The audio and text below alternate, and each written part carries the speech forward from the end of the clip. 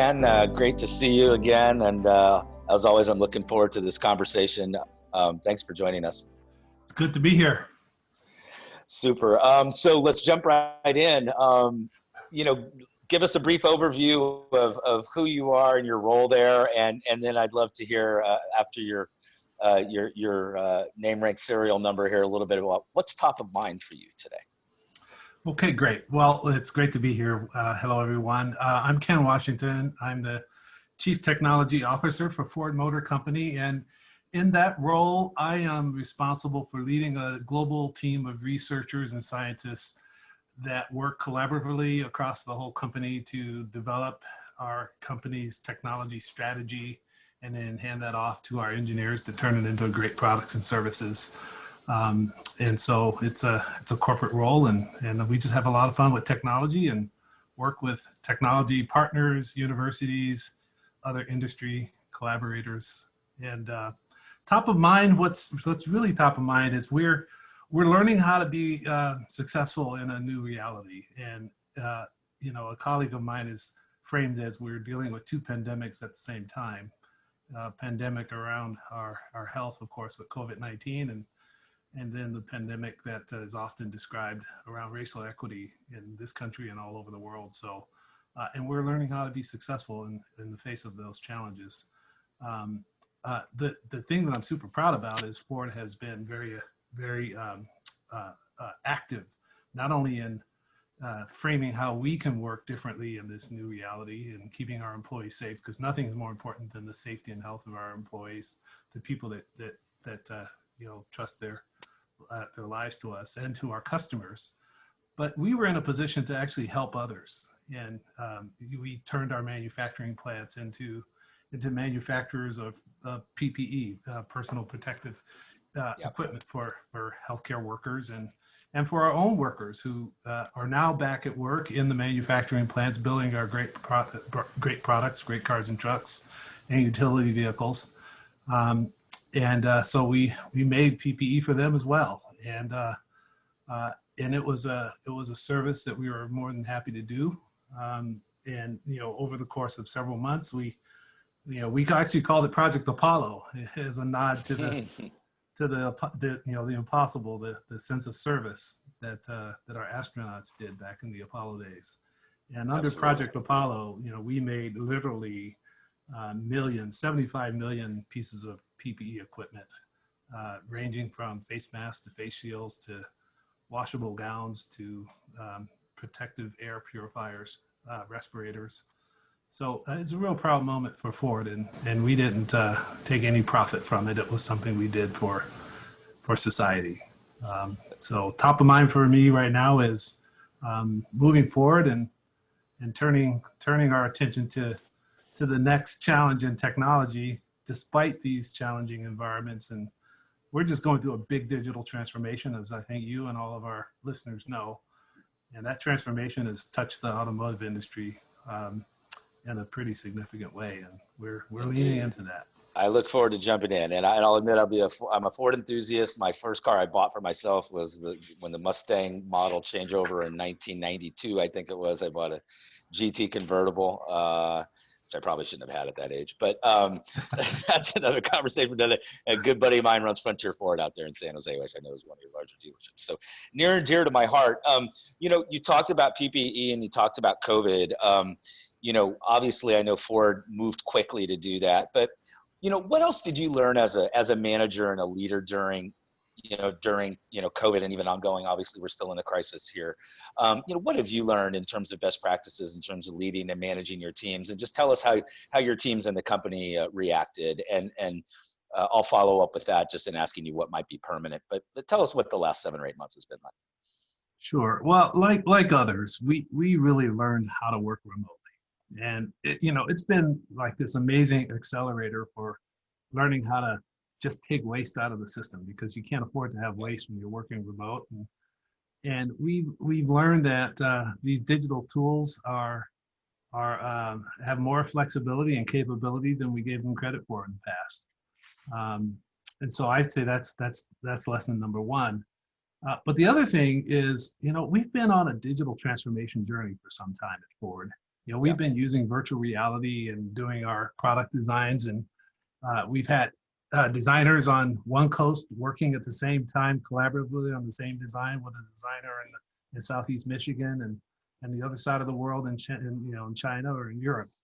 And so we've learned how to use these virtual tools. And with COVID, what happened is we applied that kind of remote and collaborative co-creation method to almost everything that we did. And it became an accelerator and an amplifier of working differently. And some of that's going to be permanent, right? So we've learned that, we don't all have to come into the office and have meetings and sitting in meeting rooms, and learn how to hold meetings differently. And we've learned that read aheads can actually be read aheads. And, so there's just been a whole new layer of efficiency that's come into our business. And then the other thing I want to talk about is we've learned how to sell our products too in a virtual way. We're seeing dealers do remote service, touchless service. And we've had to create ecosystems that our dealers can leverage that allows them to provide sales using virtual marketing techniques and online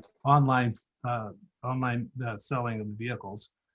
And then lastly, we actually launched one of our most exciting product right now, the all-new electric Mustang Mach-E, during the COVID era. And this is just amazing. So we learned how to do a product launch while most of our engineers were working from home. Our factory workers were, of course, in the factories, and many of our engineers were collaborating with them. And so to do something as sophisticated and complex as doing a new product launch on an all new vehicle in a COVID era, those are some new muscles that we built. And so it's a pretty exciting time for us to have those kind of new capabilities. And the Ford Bronco out there too, right? Ford Bronco is out there. Exciting. The new F-150 is coming right on its tails. So all three of these exciting products, which by the way, all three of these products have the new what we call fully networked vehicle architecture 2, which is also new for us. It's going to give our customers the ability to have access to unprecedented capabilities, and we're going to be able to do bumper-to-bumper over-the-air updates on these vehicles. So it's a pretty exciting development. And we did all this during a time when we were working in different ways. Indeed. And I know you just talked about the customer there, which is I want to segue before we get into some of the emerging tech and autonomous and electrification and things like that. I was reading one of the press releases when you were hired, and it talked about your role is to ensure the right culture, talent, and nimbleness to stay on top of consumer behavior changes. And what I'd like to know is, how do you stay on top of consumer behavior changes? And particularly in your role, right? Even though you're the CTO, you, as much as anybody in the company, needs to know, what does the consumer want and expect? So talk to me about understanding the consumer and how you understand the consumer, not just Ford, but in your role specifically. And how do you do that? Well, this is a case where it takes a village, and we have teams that are dedicated to the I'll call it the science of customer experience, and that team has a direct line of access, or we have a direct line of access to that team, who comes to our leadership teams and to our technical teams, and we just kind of co-create. We tell them about the technologies that are on the horizon through our understanding of tech trends, and they tell us what things they're seeing in the signals of doing customer experiences by capturing data directly from customers as they're using our digital apps like our Ford Pass. Because our vehicles are now connected to the cloud through our modems that are in our vehicles, not all Ford vehicles are, but our new ones are. We are now getting direct telemetry about what our customers are actually using and what they're not using, what they like, what they don't like in the vehicles. So our customer experience team is getting those signals, and they're analyzing it and feeding that back to us as part of the signals and things that we need to know and understand. And then, lastly, we are very active in getting outside of the automotive industry. customer trends are not just like shaped by the auto industry. I mean, they're shaped Right. by the digital trends and other industries. You know, like what are customers doing with their smartphones? How are they leveraging advanced technologies in smart homes? What are their expectations around voice recognition? And so we spend a lot of time with other industries and other companies outside of the automotive industry to really understand what are the true tech trends that are being shaped by customers' wants and preferences, and then we translate that into our own technology strategy. So it's a combination of things, including understanding the customer's preferences directly through the science of customer experience. Indeed, and that's a really good segue as well here into some of these emerging platforms.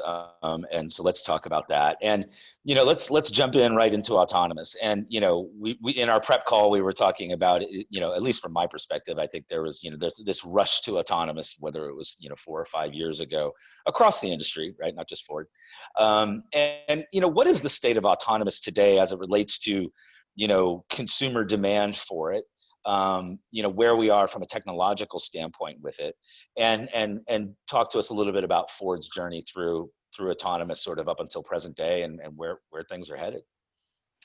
Yeah, so the first thing that I should say about autonomy is most of the excitement and hype was centered around full autonomy, and Right. the promise of basically replacing the driver with a robot. The robo taxi promise. Yeah. There was so much focus on the robo taxi hype that many people were like walking by some of the huge potentials, opportunities with automated package delivery, with partial autonomy and how it would change the whole experience of owning a vehicle. The partial autonomy promise in the commercial vehicle industry, if you're using a truck or a Right. van, that can Right. help you get the job done by automating some of the tasks or augmenting your performance as a human. So our journey in autonomy, we've gone through the peak of the hype cycle, and many would say, we're now coming out of this trough of disillusionment, but Right. that really only applies to the robo taxi hype. Yeah. And so people have now realized that fully replacing a driver is so super hard that it's going to be really a limited and slow and gradual deployment.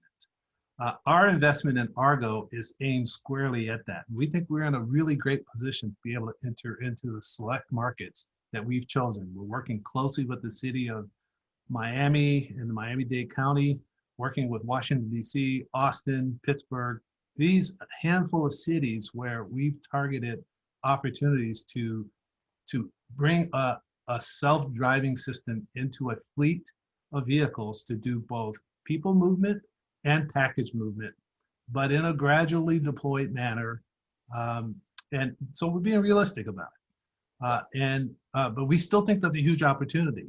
But more importantly than the fact that we're going to go into these markets with this fully autonomous fleet of vehicles, we're also looking at that as a commercial vehicle play so we can augment Right. businesses. Imagine fully autonomous commercial vehicles in these markets that are augmenting small and medium businesses to do their jobs in a much more powerful, more effective way. It's a win-win for the city and for the business and for Ford. So Indeed. we're thinking about full autonomy that way. That's in parallel to a very active work stream to bring partial autonomy to life for our retail and our commercial customers. We just did a pilot demonstration with some of our partners, both Bosch and Bedrock, in our own backyard here in Detroit, where we demonstrated that using smart infrastructure in a garage paired with a very lightweight sensor package in a vehicle, back to commercial vehicles, I mean, just a retail vehicle you can buy, equipped with a little bit of software, and we would actually even be able to deploy that software over the air. It can valet park itself in a garage. So imagine you have that capability and what the experience would be like as you go to a venue or you go out to dinner in a crowded city. So we're thinking about partial autonomy in ways that are going to make people's lives better. We're thinking about bringing really advanced driver assist technologies to our commercial and our retail vehicles, including ramp to ramp, level 3 like autonomy. Our Copilot 360 that's now available on the Mustang Mach-E and the F-150 allows you to take your hands off the wheel, eyes off the road. But you still have to be consciously aware, Right. because it's going to bring you back in when needed. And so these are the kinds of experience enhancing partial autonomy things that we're really working on.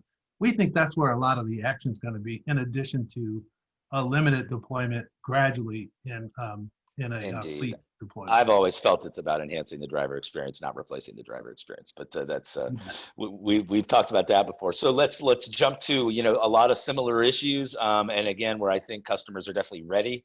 There's infrastructure, there's all that, but electrification. What's Ford's view on sort of the state of electrification? Talk to us a little bit about your fleet and what still needs to happen to get to sort of true consumer, mass scale adoption and sell through of electric vehicles for Ford and the industry broadly.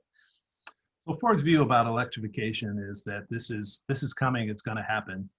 We're approaching an inflection point. We don't quite have that clear crystal ball where we really know when that inflection point is going to occur, but we're really all in. We're investing more than $11 billion, $11.5 billion between now and 2022, and electrifying our portfolio.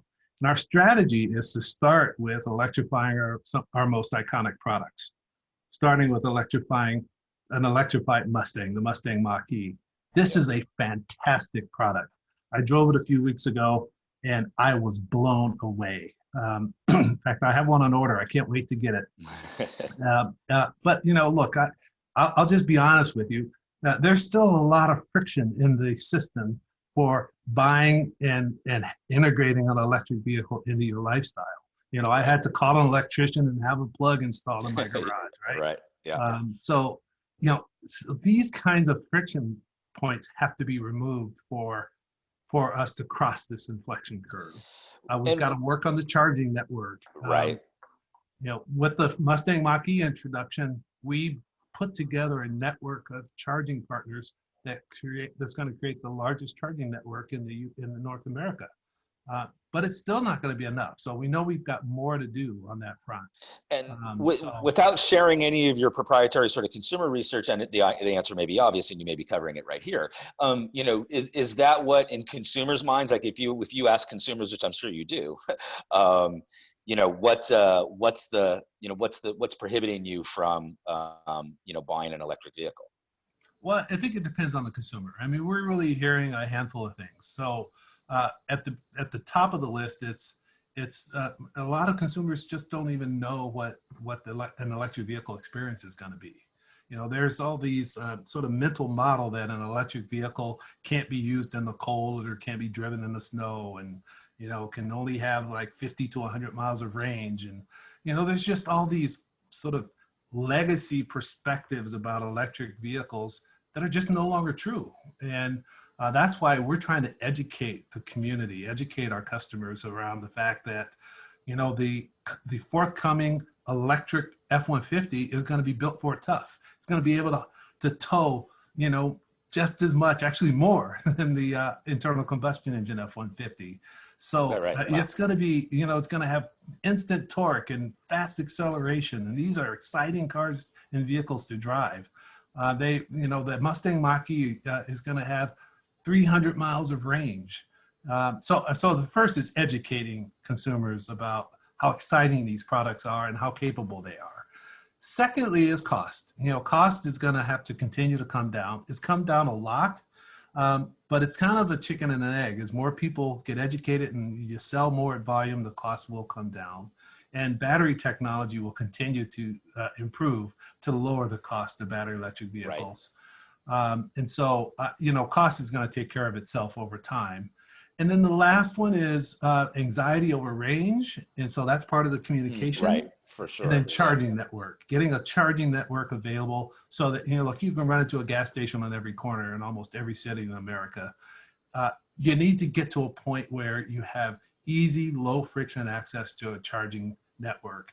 And then the last thing I'll mention is there are things an electric vehicle can do that internal combustion vehicles just can't do. And so we need to be introducing these new experiences into people's lifestyles. things like, an electric vehicle can wake up and do things with the power because it can have on-demand power. It can power up and do things like be a security sentinel for your truck to watch over your tools if you're busy at a job site. It can be a backup generator for your home. You can have power to the box. In fact, the F-150 is going to have power to the box to power tools or be a generator on site.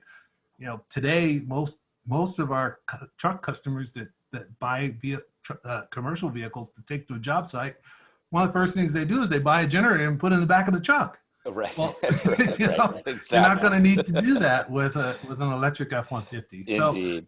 So it's a combination of things. It's educating. It's getting over the cost inflection, and it's bringing these new experiences that will just change the ownership experience. And that's great. And we're gonna have to wrap it up in just one second here. But I don't, one quick question to wrap here on innovation and managing innovation. I know you have Ford X, which is, I guess, sort of your version of a lab, and you ran research and advanced engineering at Ford before this job. You did more or less, it seems like, the same thing at Lockheed Martin before you got to Ford, and you were CIO at Sandia. So you've been running a lot of research organizations.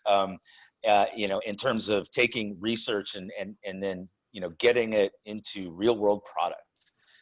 What's your advice for managing that process, and how do you manage an innovation process from your perspective, Ken? Successfully, of course. Yeah, so my main advice to anyone that's in the innovation leadership business is to unleash the innovation in everybody.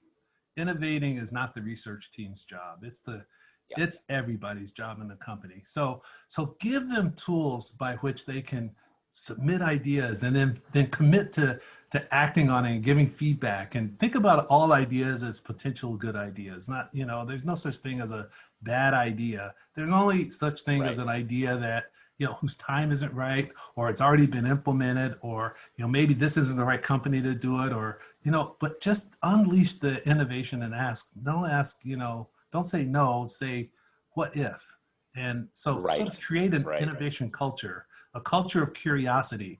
Our former CEO started a thing called Curious Minds, and that allowed us to bring people in and talk to us about new things or interesting topics, just to stimulate people's innovative juices. I started an initiative at Ford called Grand Challenge. And I invited any employee in the company to submit a big idea. And I set aside $1 million. And the best big idea in the judgment of a small panel that I put together, the best good idea could take that $1 million and apply it to advance their idea to see where it would go. That's great. And it turned into a smashing success, and we're now going to start a second year. So doing things like this will drive innovation. And so as the CTO, I also run the global research and advanced engineering team, but we have many other teams all over the company that get engaged in innovation and participate in what we're now calling our innovation ecosystem, so that we can spark ideas and spark innovation everywhere and transition those innovations into our products. That's great. That's great. Ken, it's always so great to talk to you. I do hope I get to see you in person sometime soon and continue another conversation, but thanks for joining us.